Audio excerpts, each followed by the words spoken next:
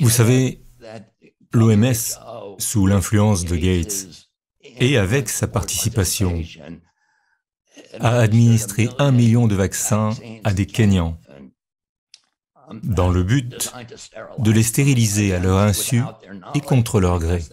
Elle a prétendu qu'il s'agissait d'un programme de vaccination contre le tétanos, et a inclus dans les vaccins contre le tétanos, à l'insu de tous, des hormones gonadotropines humaines qui interagissent avec l'indotoxine tétanique pour provoquer une castration chimique chez les femmes. Et il a donné cela à... Enfin, l'OMS l'a donné à au moins 1 million de femmes au Kenya. Et ils avaient des programmes similaires au Nicaragua, au Mexique et aux Philippines, où ils faisaient clairement la même chose. Même si nous n'avons pas les flacons, nous avons obtenu les flacons du Kenya. Donc nous savons ce qu'ils faisaient, et ils l'ont admis. Ils ont admis avoir stérilisé secrètement des femmes africaines contre leur gré et à leur insu. Je vous invite vivement à lire ce chapitre de mon livre. Ils ont admis qu'il s'agissait de gonades. Enfin, tout d'abord, ils ont caché la présence d'une hormone gonadotrope humaine dans ce vaccin, car il n'y avait aucune raison pour qu'elle s'y trouve. Et ils ont admis qu'il y en avait. Mais si vous lisez mon livre, vous verrez que, depuis 20 ans, l'OMS dépense des dizaines de millions de dollars pour développer ces médicaments stérilisants destinés à être administrés aux femmes. Je sais que cela peut sembler paranoïaque, mais j'ai publié des articles à ce sujet. Eh bien, comme vous l'avez déjà précisé, cela ne veut rien dire. Oui. Non, je dis que l'OMS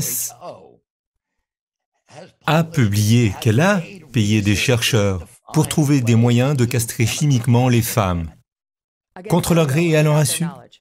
Eh bien, nous ne savons pas. Eh bien, c'est un facteur important.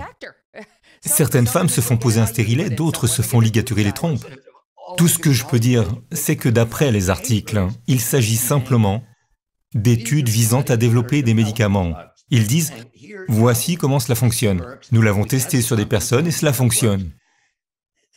Et quand est venu le moment de distribuer ces produits, que l'OMS avait mis tant d'années à développer, ils les ont administrés à 1 million de femmes à leur insu. Les articles ne disent donc pas « Voici ce que nous allons faire, nous allons les prendre par surprise et leur tendre une embuscade ». Les documents disent « Voici comment développer ce vaccin et le cacher dans un vaccin contre le tétanos ». Et puis, quand le moment est venu de mettre en œuvre le programme, ils n'en ont pas informé les femmes et ils se sont fait prendre par l'Association médicale catholique du Kenya, qui a remarqué que, tout d'abord, généralement, quand on se fait vacciner contre le tétanos, on ne donne qu'une seule dose et il est efficace pendant 10 ans. Mais on leur a dit de prendre 5 doses en 6 mois, ce qui a poussé les médecins de l'Association médicale catholique à dire qu'il y avait quelque chose qui clochait. Et cela n'a été administré qu'aux femmes en âge de procréer, âgées de 14 à 34 ans, je crois. Ce qui était étrange, car les hommes peuvent aussi attraper le tétanos, et il n'y avait pas d'épidémie de tétanos à l'époque. C'est à ce moment-là que l'Association des médecins catholiques s'est procuré les flacons et les a fait tester par une demi-douzaine de laboratoires différents. Et tous, ou presque, pas tous, ont répondu que oui, ils contenaient bien ce produit.